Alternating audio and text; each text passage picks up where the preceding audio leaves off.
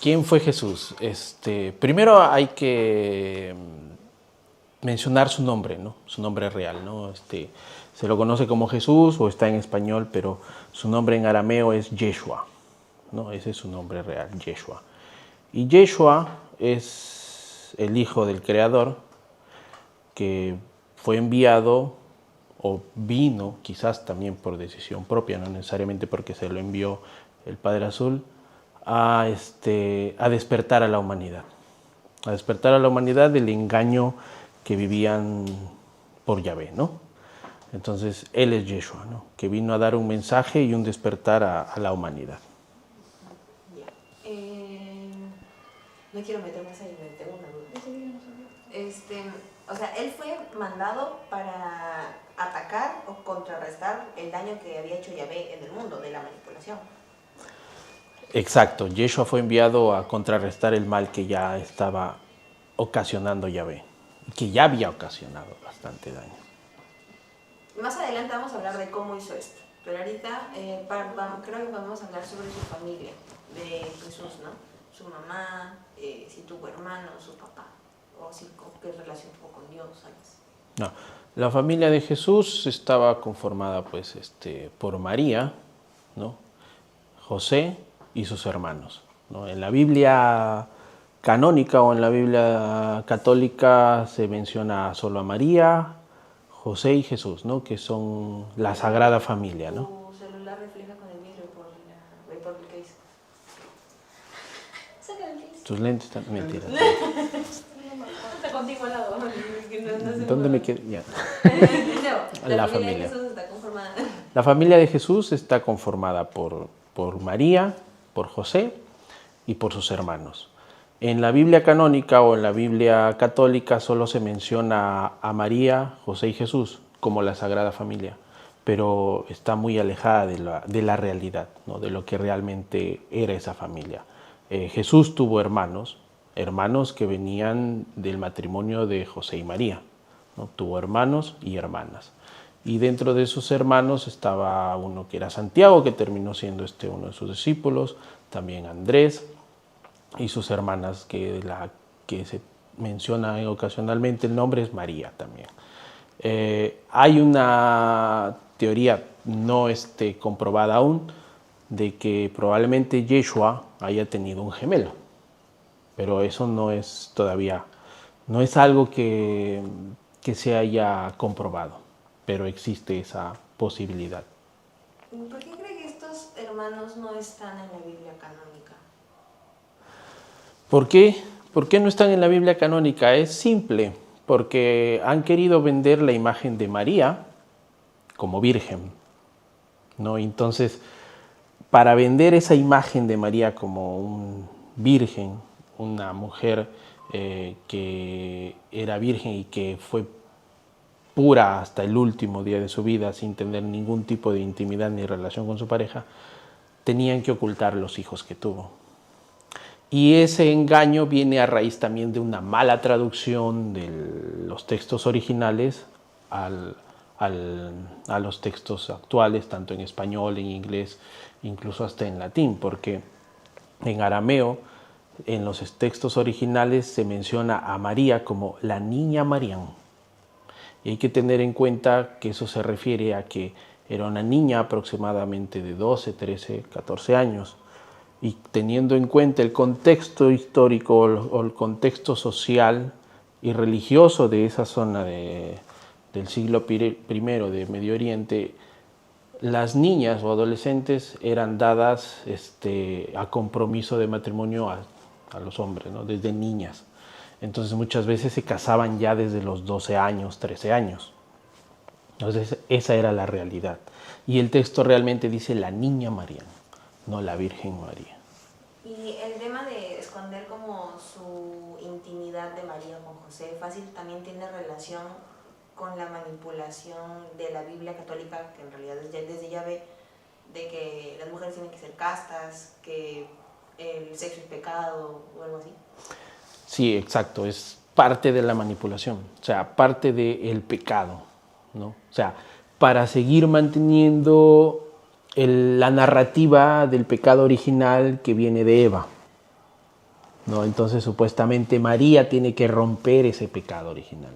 Entonces, para que se dé esa narrativa, continúe esa narrativa de manipulación de un pecado original, esconden la existencia de los hijos de María, de los hermanos de Jesús. Aún así, en los otros textos que usted encontró, Jesús es concebido de la misma forma, o sea, el arcángel Gabriel viene, conversa con María y ella del Espíritu Santo es que queda embarazada de Jesús. Claro, sí, en los textos originales sí se menciona eso. ¿Podría mencionarlo, o sea, repetir la pregunta, responderla? Ah, ya. ¿Cómo era? Allá,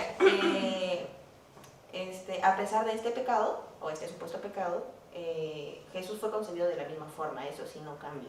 Y que fue el arcángel que vino y visitó a María, le puso el Espíritu Santo y así. Sí. A pesar del pecado, o sea, a pesar de toda la manipulación, realmente como María concibe a Yeshua, sí es como se cuenta, ¿no? O sea, vino y fue visitada por un ángel, por un arcángel, y se posó dentro de ella. O sea, en el texto dice que se posa sobre ella, ¿no? Entonces, es probable, y esto para los católicos va a ser un aberrante, que María haya aceptado ser el vientre que vaya a tener a Jesús y haya tenido relaciones con este arcángel.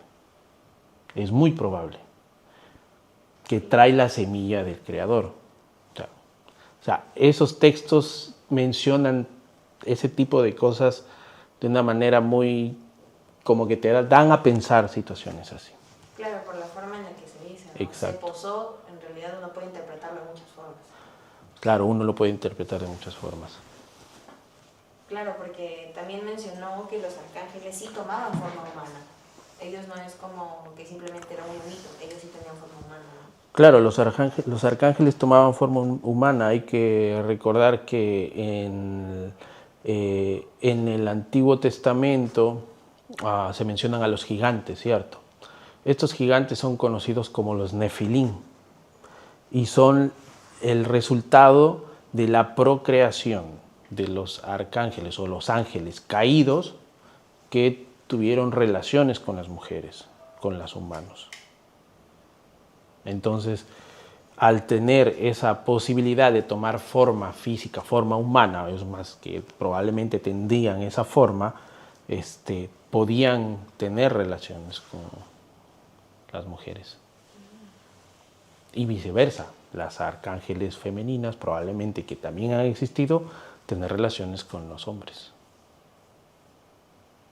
He escuchado, dicen que son más poderosos los Nefilim, ¿no? Eran Los más poderosos. Yo no he escuchado de los Nefilim. Ya, ¿qué más? Infancia. Ah, ya, de la familia y eso, ¿no? Infancia. Ya.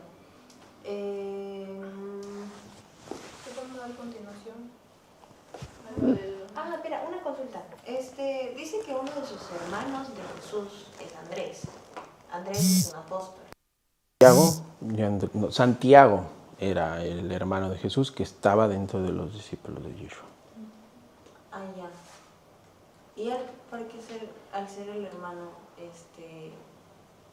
él no fue el primer apóstol? ¿Por qué fue Andrés? A ver, hay un... Aplaudo un toque, por favor.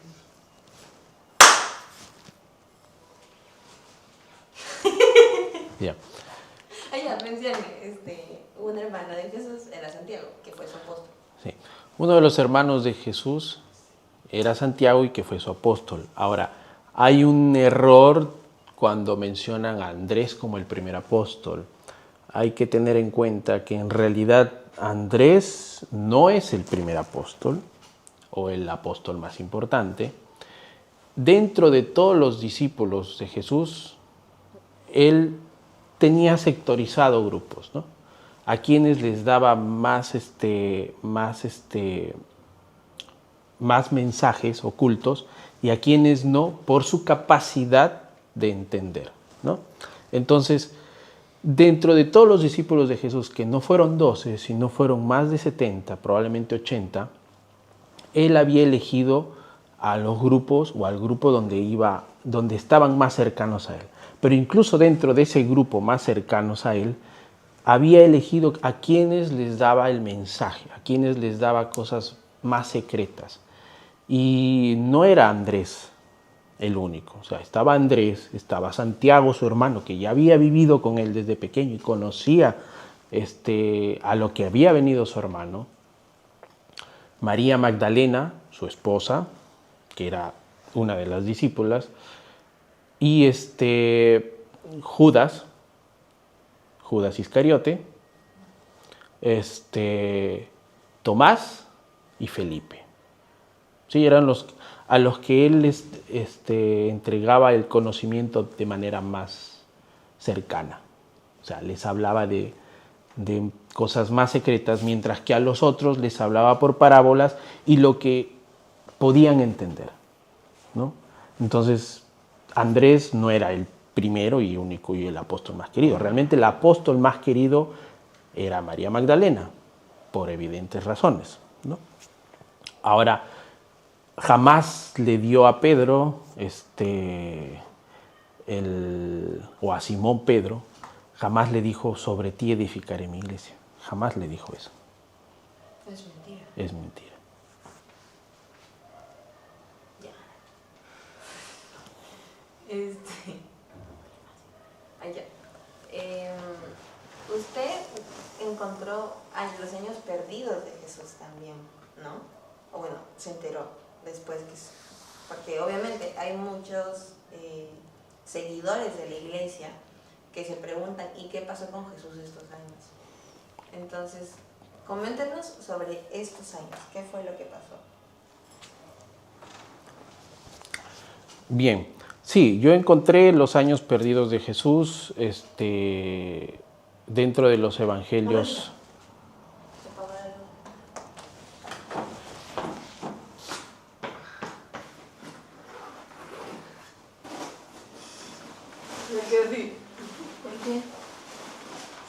A ver, yo encontré los años perdidos de Jesús cuando descubrí los evangelios gnósticos, ¿no? Mal llamados apócrifos, ¿no? Dentro de esos evangelios, que ya había mencionado haber encontrado el evangelio de Tomás, que son solo los dichos de Jesús, Tomás también tiene los años perdidos de Jesús. Y en esos años perdidos de Jesús se cuenta todo lo que él vivió desde que sale de Jerusalén, o mejor dicho, desde que sale de Belén y va a Egipto, ¿no? Después de la matanza de los niños menores de 2 años que mandó Herodes. Entonces él huye la familia huye a Egipto, ¿no? A la región Mitrash, creo que se llamaba, no recuerdo bien.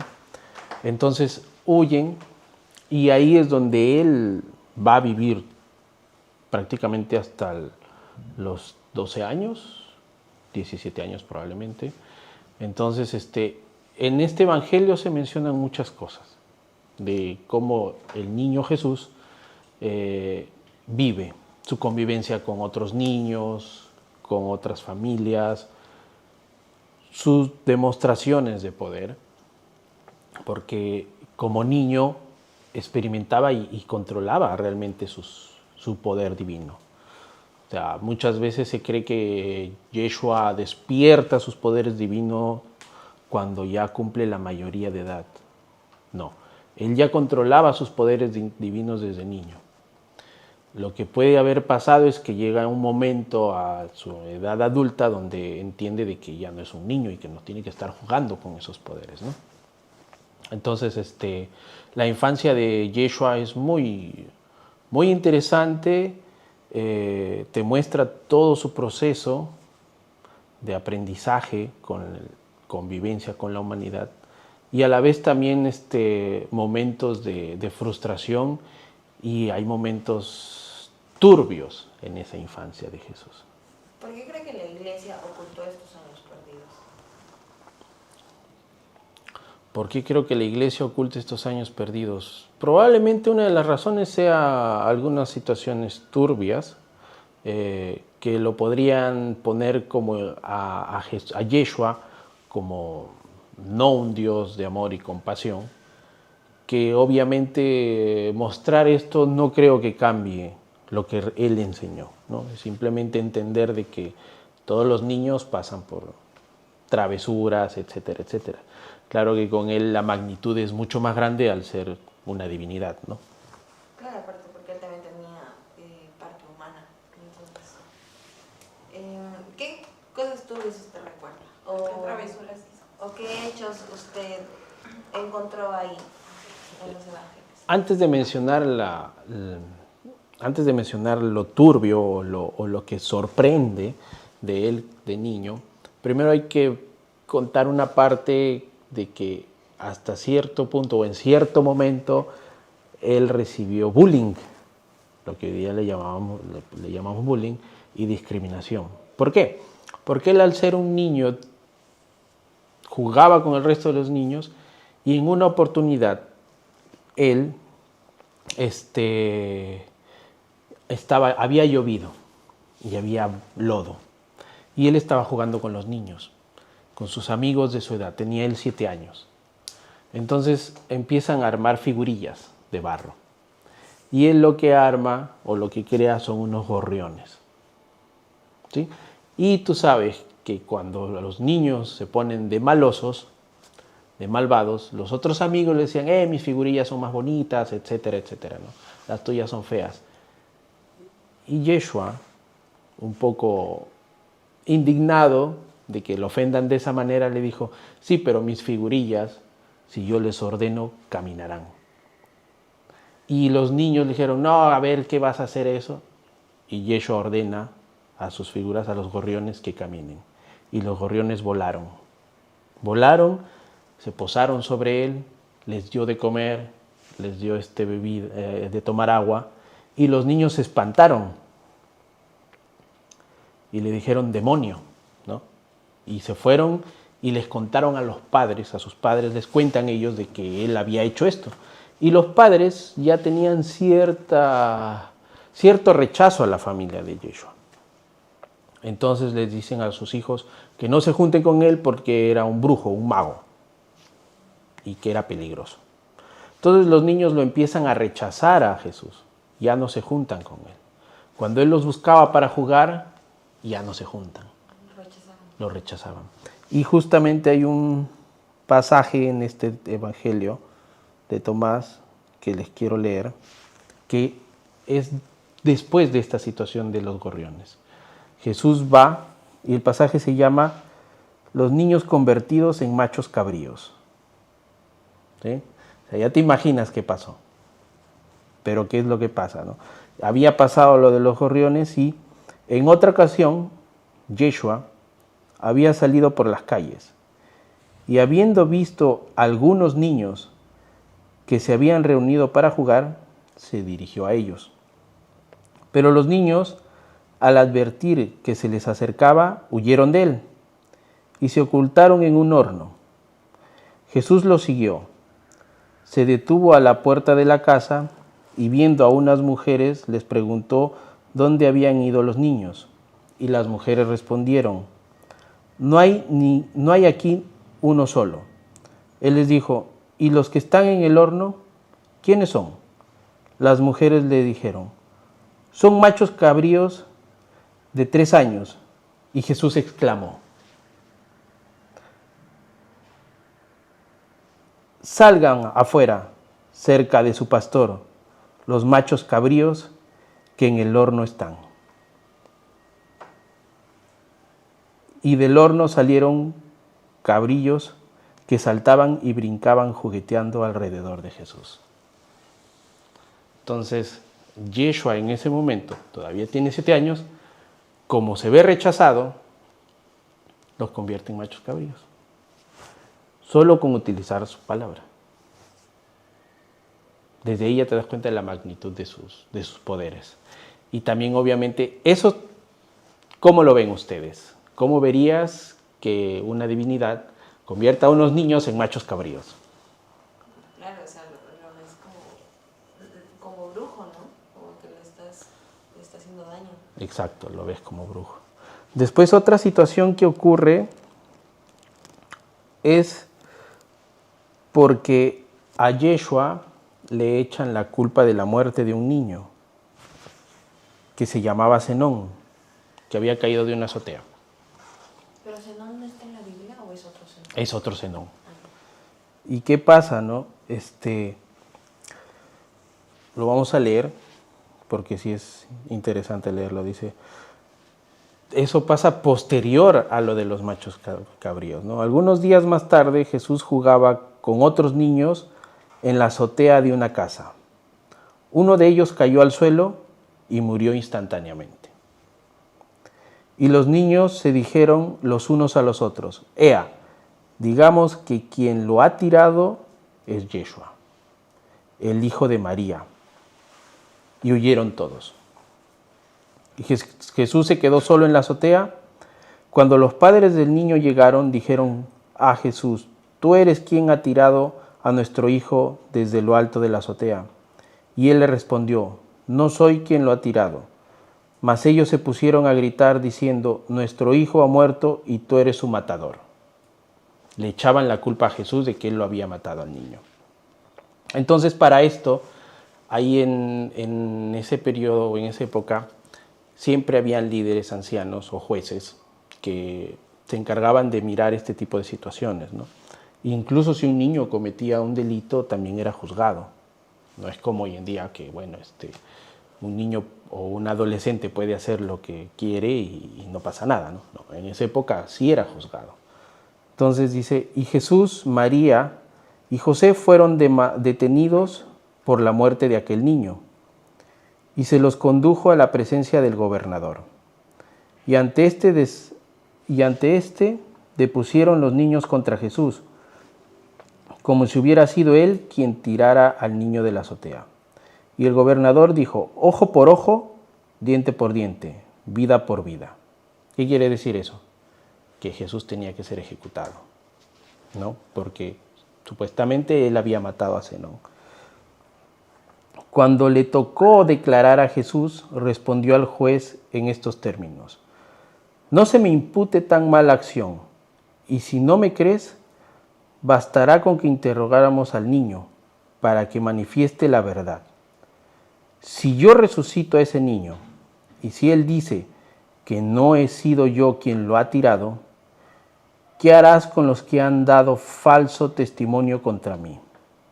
El juez respondió y dijo a Jesús, si haces eso, tú serás absuelto y los otros serán condenados, los otros niños. Entonces Yeshua, acompañado del juez y de la gran multitud, fue hasta donde estaba el niño muerto y colocándose cerca de su cabeza, gritó en alta voz, Zenón, Zenón, ¿quién te ha tirado de la azotea? ¿He sido yo? Y el muerto resucitó y respondió diciendo, perdón, Señor Jesús, tú no me has tirado. Y ni siquiera estabas allí cuando me tiraron mis compañeros. O sea, lo resucita para que diga la verdad y lo vuelve a matar. O sea, lo vuelve a mandar al mundo de los muertos, porque ya no era su misión regresarlo a la vida, ¿no? Sino simplemente limpiar su nombre porque estaban que lo calumniaban. Y obviamente no se menciona ahí, pero se cree que los niños que fueron responsables pagaron el ojo por ojo, ¿no? Vida por vida.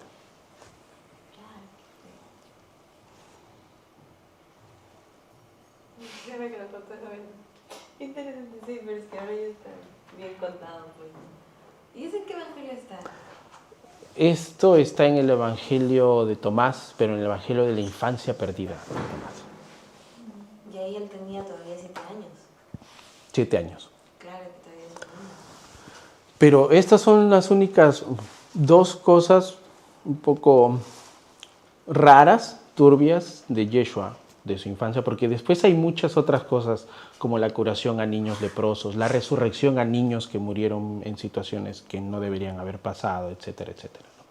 el salvar incluso a una ciudad de una pandemia, a un pueblo de una pandemia. O sea, son milagros. Yo pienso que los milagros más grandes que Yeshua cometió fueron en su infancia. Los que lo hizo en su vida de adulto fue hasta cierto punto más limitado. ¿Y por qué lo habrán ocultado? ¿Por qué lo han ocultado? Porque quieren mantener a un Yeshua que no tuvo una vida humana también. O sea, mostrar esta infancia y que él experimentó como niño sus habilidades, porque todos los niños tienen una habilidad, ¿no? Todos los niños van a experimentar algo, van a jugar. Entonces él experimentaba y probablemente jugaba con sus habilidades. Entonces no querían mostrar eso porque mostraría a un Yeshua que no es solo divino, sino que vino a vivir todo lo que los humanos viven. Y eso sería también admitir que Yeshua también formó una familia, se casó y tuvo hijos. Hablando sobre eso, ¿cómo fue? ¿Cómo fue Yeshua se casa y tiene hijos? Sí. A ver, este es un tema muy interesante porque incluso en la Biblia canónica está mencionado, pero de manera tan envolvente que la gente no se da cuenta de eso. ¿Y por qué no se da cuenta? Porque también, o sea, la Iglesia Católica, al encerrarte en una burbuja, no te da las herramientas y no te motiva a indagar más allá, ¿no? Entonces, hay una parte en la Biblia que estamos hablando de las bodas de Caná, ¿cierto? Las bodas de Caná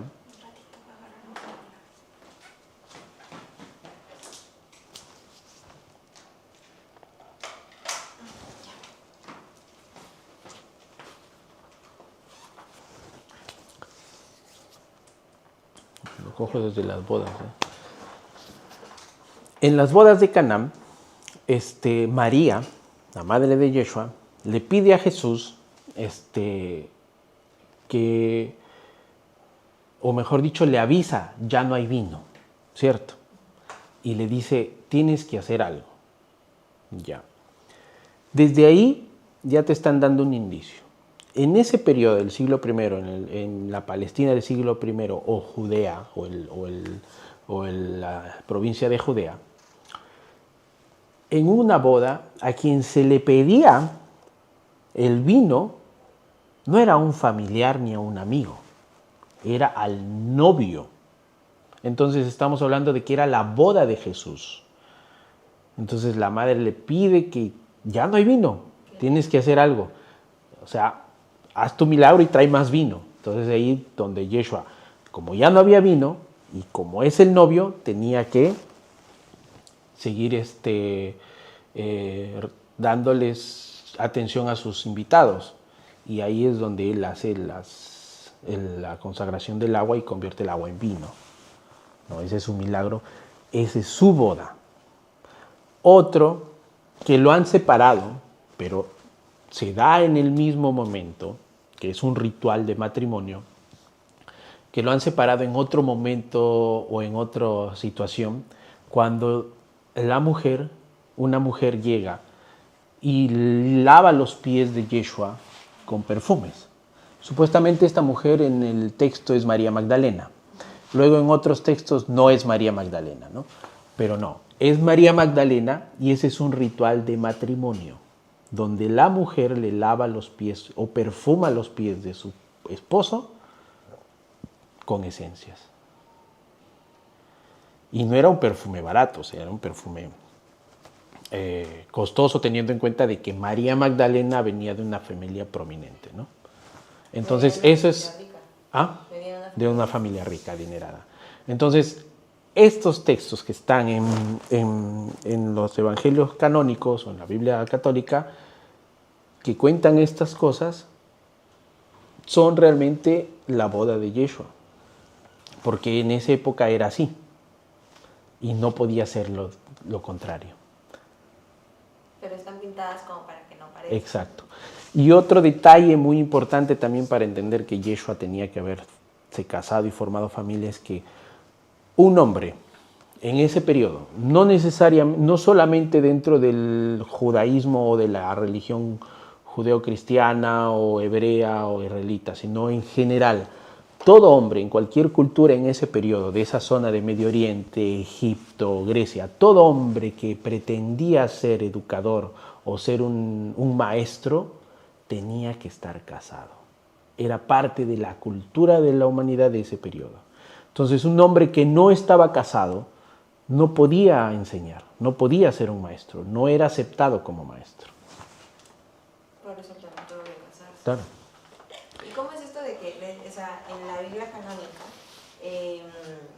dicen de que cuando María Magdalena le lavó los pies a Jesús fue a modo de pedirle perdón porque ella era prostituta y hacía un pecado según la humanidad de ese entonces, ¿no? Entonces es como trataba de hacer algo para remediar su pecado, lavándole los pies. Ya, eso de María Magdalena es una mentira. María Magdalena jamás fue prostituta. Como lo mencioné, era de una familia adinerada, de una familia acomodada e importante de Magdala, de la región de Magdala o de Betania, de toda esa zona. Entonces, ella no fue prostituta. Es una mentira de la iglesia y una mentira de Pedro, por el que le tenía mucho odio y envidia a María Magdalena, por ser la discípula o la más querida de Yeshua. Entonces, era odio, fue una mentira. ¿Para qué? Para ocultar también la relación amorosa y de pareja que tenía María Magdalena con Jesús. Y por ende ocultar a los hijos de Jesús. ¿Cuántos hijos tuvieron? O sea, ellos se casaron en estas bodas de Canaán, ¿no? Exacto. Y de ahí ellos ya empezaron a formar una familia también con el fin de que él sea aceptado como maestro, ¿no? Exacto. No, no es. ¿Qué foco? MS, Bluetooth. Sí, mira. Sí, es el Bluetooth. Ahí. Ya, ¿cómo es esto? O sea, ellos se casaron en las bodas de Canaán y luego empezaron a tener... A formar una familia, Tuvieron 3 hijos. Jesús y María Magdalena tuvieron 3 hijos. El primero, el mayor, que se llamaba Yeshua. La segunda, que es Sara. Y el tercero no se conoce el nombre. No se conoce el nombre porque tengo entendido que es un nombre que se tiene que proteger. Ahora, los niños o los hijos de Yeshua, cuando él es apresado y crucificado, eran pequeños todavía. Habría tenido probablemente Yeshua, porque el primer hijo de Jesús es Yeshua también, probablemente haya tenido sus 8 años, 9 años, Sara también sus quizás por ahí 7 años, y el último estaba en el vientre de María Magdalena todavía. O sea, el último no lo conoció. No lo conoció en forma física, pero al ser hijo de Yeshua probablemente, obviamente que debe haberse visto. O sea, María Magdalena estaba embarazada cuando a Jesús lo crucificaban. Exacto, del último. Y...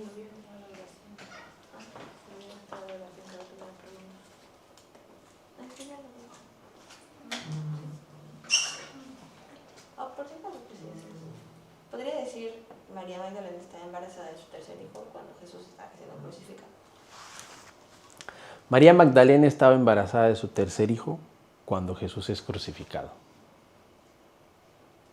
Y cuando a él lo crucificaron, sí pasó esto de que él revivió a los 3 días y que se les presentó justo a un apóstol, o no me acuerdo de cómo fue.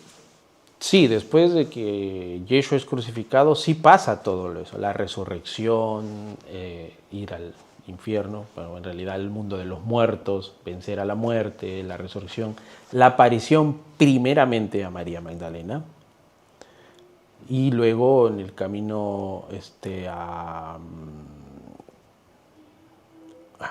no me acuerdo del camino, pero se encuentra a 2 discípulos más. Ahora, en ese momento hay algo que la gente no conoce y quizás no confunde. Cuando Yeshua resucita y se presenta y se ve con María Magdalena, le dice a María Magdalena, ella emocionada obviamente, ve a su esposo, está embarazada y quiere acercarse a abrazarlo, ¿no? Él le dice, no, mujer, no te acerques a mí, porque todavía no he descendido. O sea, estaba en un momento de energía, o sea, ya no era cuerpo, era energía pura. Y esa energía pura la podía matar. Y por eso es que él no permite al inicio ni que ella se acerque, y cuando se encuentra con los otros discípulos, tampoco permite que ellos, o sea, mejor cuando se presenta a los otros discípulos, Yeshua se presenta con otro rostro. Por eso es que ellos no lo reconocen. Cuando ya hace la bendición, partir el pan y todo eso, muestra el rostro y desaparece. O sea, estaba en un momento de transición. Era energía pura, su cuerpo estaba en la tumba, él lo que había sido es salir su energía, su espíritu. Y su espíritu tenía su forma. ¿Y no decían de que cuando él ya se presentó con los discípulos, ellos lo tocaron para ser real? ¿Eso no pasó? Sí, eso sí pasó, pero ya era un momento en que Yeshua, ya su energía espiritual se había materializado también. O sea, hay que entender algo.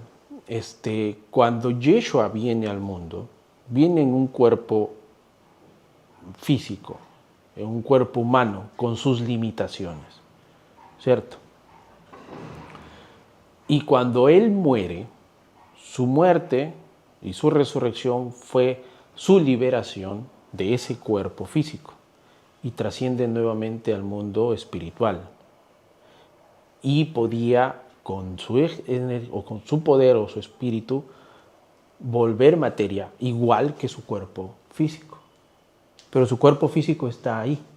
Es más, su cuerpo físico aún hoy en día es probablemente que existe y esté por ahí escondido. Al igual que la tumba o el cuerpo de María Magdalena. Ambos están enterrados probablemente en el mismo lugar. O sea, ¿son los huesos? Sí, momificados.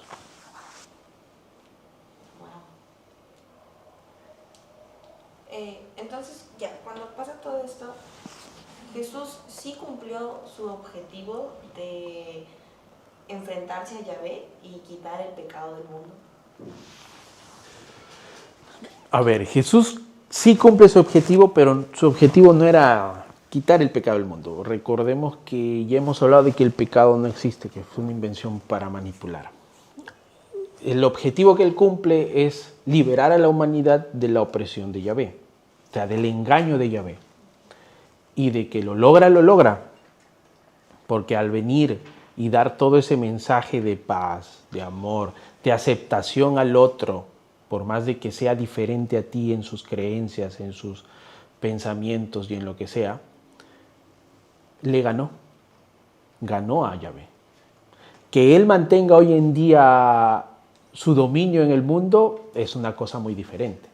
El tema es que Yeshua logró que la humanidad encuentre un camino de despertar y se libere de esta situación. Y eso va de la mano con el libre albedrío, ¿no? O sea, que hay muchas personas que están con la realidad de Yahvé y hay muchas personas que están con la realidad que Jesús vino a mostrar. Entonces, depende de cada uno qué realidad escoge. Así es, eso sí está muy ligado al libre albedrío. Y eso se mantiene hasta ahora. Se mantiene hasta ahora. Ya, eso podría decirlo, ¿no? Con sus palabras. A ver. Como radaras. A ver,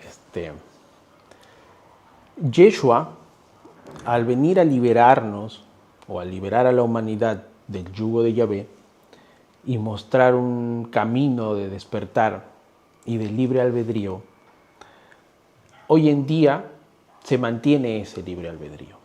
Entonces, está en la decisión de cada ser humano elegir el camino que va a seguir.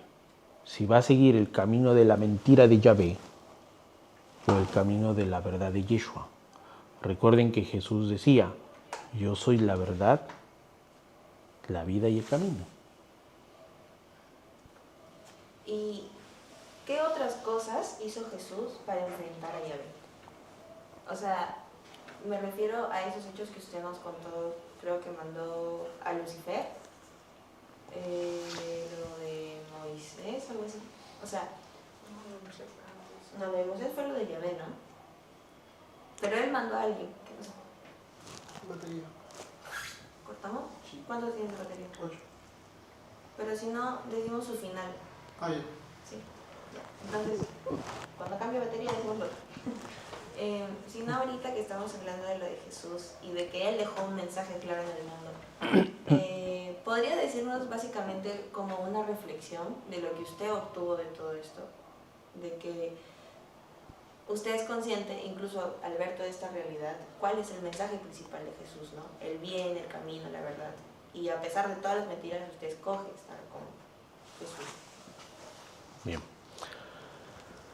Una reflexión que se puede dar de todo esto del mensaje de Yeshua es que Yeshua, al mostrarte todo esto, te da ese poder de poder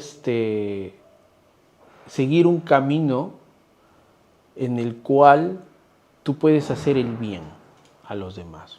O sea, Yeshua te mostró el amor, la paz, la dignidad del ser humano, el respeto hacia los demás. Entonces, nosotros tenemos ese poder de elegir las enseñanzas reales de Yeshua para compartirlo, y no solo compartirlo, sino buscar vivirla, buscar aplicarlo en nuestras vidas. ¿Podría mencionar que quitando todas las mentiras o manipulaciones que hay tanto en la Biblia o en otras cosas, uno siempre como que tiene que escoger el bien, ¿no? Que digamos, usted puede decirlo como fue mi caso. De repente yo me alejé de la iglesia, pero no es que yo sea ateo. O sea, lo que nosotros estamos buscando también con el documental es no dar una posición, sino es prácticamente una reflexión de que la gente no confunda las cosas. Siempre va a haber maldad, siempre va a haber mentiras, pero depende de ti realmente lo que tú escoges mientras estés en tu posición del bien, ¿no? Algo así. O sea, creo que podría darnos como una reflexión de lo que usted nos dijo la otra vez, que a pesar de haber encontrado todo esto, sí se alejó de la Iglesia Católica, pero no es que usted no cree que hay un Dios y un Jesús, pero se basa solamente en su ley de ellos.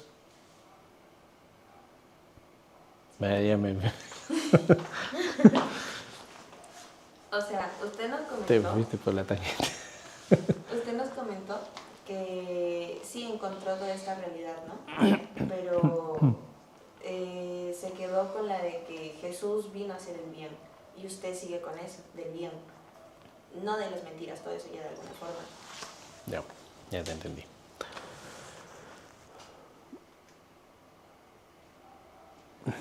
A pesar de que yo encontré todas estas mentiras por parte de la Iglesia Católica, por parte del judaísmo, ¿no? Todas estas mentiras creadas por Yahvé, a pesar de que yo descubrí todo esto y todo lo que ocultaron de Yeshua, y que la figura de Yeshua que la Iglesia ha propuesto a la humanidad no es la del Jesús original o el Yeshua original, a pesar de eso, yo me quedo con las cosas buenas que sí se mencionan ahí y que de una u otra manera me han llevado a la búsqueda, ¿no? A la búsqueda de las enseñanzas de Yeshua, a su mensaje original. ¿Nos puede decir su mensaje original y cuándo terminamos? Ya lo dije ya varias veces. Es lo de amor, ¿verdad? ¿Y eso? Ya. Podemos cerrar con una parte de uno de los dichos de Yeshua. ¿Cuándo? Ya, sí, Ya. uno de los, o mejor dicho, parte del mensaje original de Yeshua es el amor, la verdad, el respeto, pero también que nosotros, dentro de nosotros, en nuestro interior, en nuestro ser de luz, encontraríamos o encontramos el reino, o el reino de los cielos, o encontramos al Dios divino. Y me quedo con esta frase de Jesús que dijo en el Evangelio de Tomás, dice, Jesús ha dicho que quien busca no deje de buscar hasta que encuentre, y cuando encuentre se turbará, y cuando haya sido turbado se maravillará, y reinará sobre la totalidad y hallará el reposo. ¿Qué quiere decir ese mensaje de Yeshua o ese dicho? Que nosotros, al buscar, vamos a encontrar verdades como las que yo encontré, que en su momento probablemente a algunos los puede turbar. A mí al inicio también me turbó un poco, pero al final te maravillas. Y al lograr esa maravilla, te das cuenta de la grandeza de lo que es haber encontrado la verdad. Porque al inicio, obviamente, como estás con otras cosas que te dijeron y las tomas como la verdad absoluta, y cuando encuentras estas situaciones como que entras en conflictos, ¿no? Entonces, encontrar la verdad no debe ser el temor a perder tu identidad, sino al contrario, a encontrar quién eres realmente en este mundo. Está bueno. Está bueno, está bueno. Ahora sí. Ya, ahorita abajo. Ok. Fin de la grabación. ¿No? Sí. Ah, corta, tío.